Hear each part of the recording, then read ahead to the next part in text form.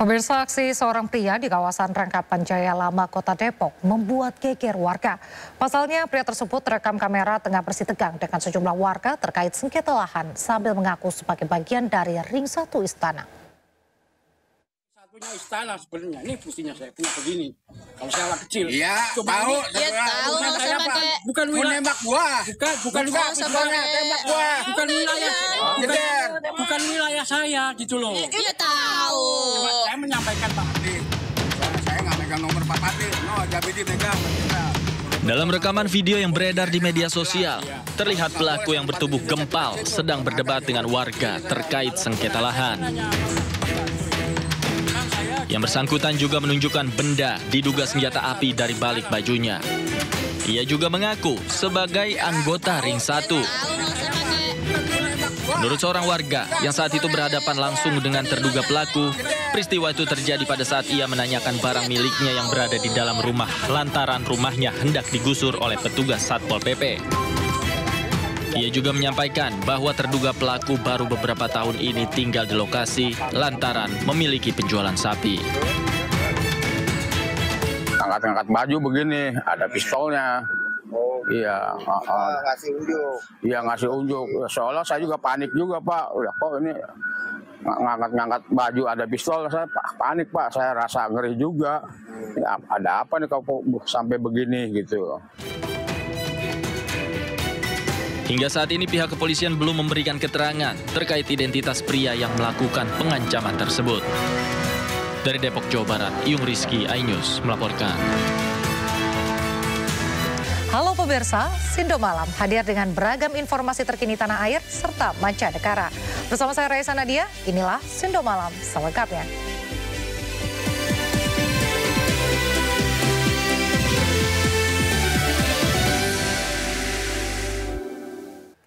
Diduga mabuk dan depresi, seorang anak perempuan tega menganiaya ibu kandungnya. Aksi penganiayaan terjadi di kawasan Waduk Rawabadak, Koja, Jakarta Utara.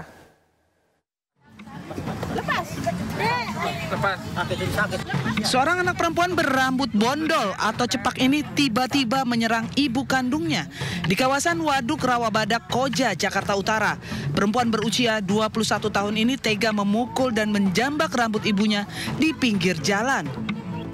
Sejumlah warga yang mengetahui kejadian tersebut berupaya membantu membujuk pelaku agar melepaskan ibunya. Setelah berhasil dilepas, warga langsung mengikat pelaku agar tidak melukai ibunya. Menurut korban, pelaku marah karena menolak disuruh pulang saat ditemukan di Waduk Rawabadak, Koja, Jakarta Utara.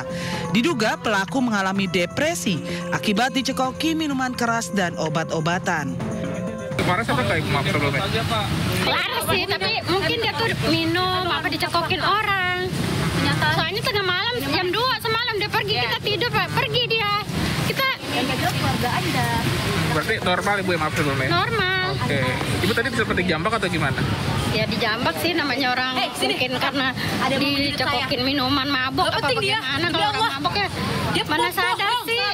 Oke, dengan Sementara petugas pelayanan pengawasan dan pengendalian sosial P3S Sudin Sosial Jakarta Utara yang tiba di lokasi berusaha menenangkan kondisi pelaku penganiayaan ibu kandungnya tersebut agar dapat diajak untuk berkomunikasi. Jadi kayaknya nggak mau ngertiin anaknya gitu. Kurang lebih 2 bulan lah ketemu lagi seperti ini. Dan sudah berubah, rambut juga botak. Jadi untuk saat ini ya paling nggak kami bawa dulu ke rumah sakit Duren Sawit untuk melihat kondisi kejiwaannya. Karena ini kalau saya lihat kayaknya mengkonsumsi obat-obatan ini. Tadinya nggak kayak gini, gitu. Karena memang dia suka keluar malam. Gitu. Selanjutnya oleh petugas dinas sosial, pelaku akan dibawa ke Rumah Sakit Khusus Daerah Duren Sawit, Jakarta Timur untuk menjalani pemeriksaan psikologisnya.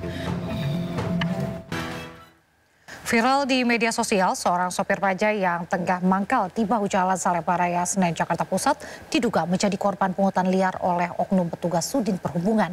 Perekam video mengatakan jika sopir bajai setiap harinya harus memberikan setoran kepada petugas berupa 1 bungkus rokok. Bajai cari setor sama disub. Video dugaan praktik pungutan liar terhadap seorang sopir bajai oleh oknum petugas Sudinhub viral di media sosial. Video merekam seorang sopir bajai yang sedang mangkal di Jalan Salemba Raya, Senen, Jakarta Pusat. Dalam video tersebut, sopir mengantarkan sebungkus rokok kepada oknum petugas Sudin Perhubungan yang ada di dalam mobil derek. Dalam video, perekam mengatakan jika sopir bajai setiap hari harus memberikan setoran kepada petugas berupa 1 bungkus rokok. Namun keterangan berbeda justru dikatakan Sofyan. Sopir bajai yang wajahnya kini tengah viral di media sosial. Sofyan membantah dirinya menjadi korban pungli. Lagi santai. Lagi santai, saya lagi sedang membeli kopi. Saya tiba-tiba di sub berhenti untuk membelikan rokok. Minta tolong. Ya saya ambilkan lah. Uangnya dia ambil dari di sub tuh. Dari di sub ya, membelikan rokok kepada tukang kopi tersebut. Sofyan, supir bajai, juga mengaku telah 2 kali dipanggil oleh pihak Sudin Perhubungan Kecamatan Senen untuk klarifikasi. Namun hingga kini belum ada keterangan resmi dari pihak Sudin Perhubungan terkait peristiwa tersebut. Dari Jakarta, Rani Sanjaya, iNews melaporkan. Pemirsa, usai diautopsi di Rumah Sakit Bali Mandara, Denpasar, Bali, jenazah Juliana Marins malam ini diterbangkan ke negara asalnya, Brazil. Semua persiapan pemulangan telah rampung. Peti jenazah dinyatakan memenuhi syarat untuk penerbangan ke Brazil.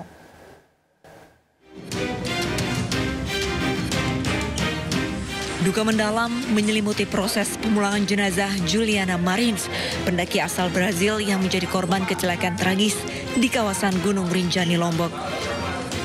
Setelah melalui upaya evakuasi yang penuh tantangan, jenazah Juliana selesai diotopsi di Rumah Sakit Bali Mandara, Denpasar, Bali.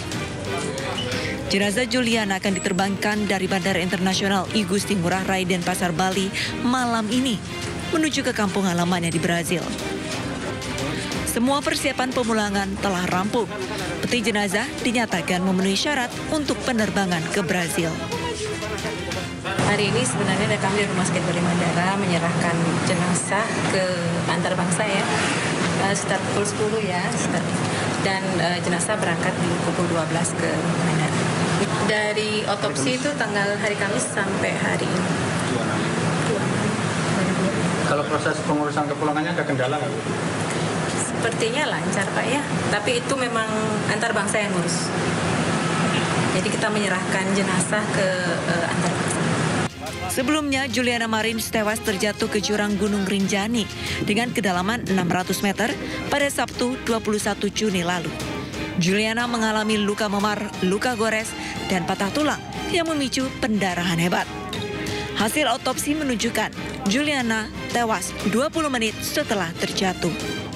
Dari Denpasar, Bali, Indira Ari, iNews melaporkan. Pasca terjatuhnya pendaki asal Brazil, Juliana Marins di Gunung Rinjani, pemerintah melakukan evaluasi. Kasus ini menjadi sorotan dunia internasional. Menteri Kehutanan Raja Juli Antoni dan Kepala Basarnas Marskal Madya Muhammad Syafi'i mengevaluasi SOP pendakian Gunung Rinjani. Hal ini dilakukan buntut insiden pendaki asal Brazil, Juliana Marins, yang tewas terjatuh dan mendapat sorotan internasional. Kementerian Kehutanan mendapat banyak masukan dan evaluasi. Usulan yang masuk seperti pemasangan papan penanda hingga penggunaan alat pelacak yang bisa dipasang di tubuh pendaki. Raja Juli Antoni juga mengingatkan bahwa naik gunung berbeda dari sekedar wisata ke mall atau healing. Perlu persiapan fisik yang matang dan juga perlengkapan yang memadai. Dengan tegas ia mengingatkan anak muda jangan ikut tren naik gunung tanpa persiapan yang matang. Secara total prosedur pengamanan ya SOP ya secara umum kan kita kita evaluasi ya. Ada yang mengatakan signboard masih perlu disimpan di beberapa tempat, mesti ada posko-posko yang lebih dekat satu sama lain, termasuk ide ada RFID atau tadi istilahnya ELT ya, yang dipasangkan di gelang sehingga secara cepat apabila ada kondisi kedaruratan bisa terantisipasi dengan lebih baik. Naik gunung itu nggak sama dengan ke mall. Ya.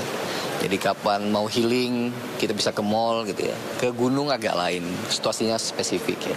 Perlu ada edukasi, persiapan yang lebih baik ya. Nah, oleh karena itu bagian dari evaluasi kita nanti. Mungkin ya kita akan sertifikasi guide ya, akan kita masifkan kembali. Kemudian juga mungkin ada perankingan terhadap kebahayaan ya. Ke informasi berikutnya pemirsa, Gubernur Jawa Timur Hovifah Indar Parawansa siap diperiksa KPK soal dana hibah APBD Jawa Timur. Rencananya KPK akan memeriksa dirinya. Menurutnya, ia akan mengikuti jadwal pemeriksaan sesuai prosedur.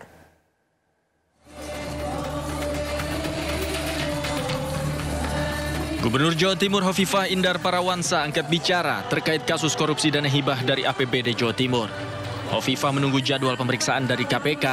Ia juga akan kooperatif dan mengikuti pemeriksaan sesuai prosedur. Kita menunggu sesuai prosedur aja, ya. Jadi kita mengikuti prosedur. Ya. Setelah ini saya nanti malam kan pembukaan Porprov di Malang, kan olahraga provinsi. Tapi kita mendahului dengan mengajak 100 anak yatim. Sebelumnya KPK telah menetapkan 21 orang tersangka dalam kasus dugaan korupsi dana hibah Jawa Timur. 17 orang diantaranya ditetapkan sebagai tersangka penerima suap, sedangkan 4 tersangka lainnya merupakan pemberi suap. Dari Surabaya, Jawa Timur, Rahmat Ilyasan, iNews melaporkan.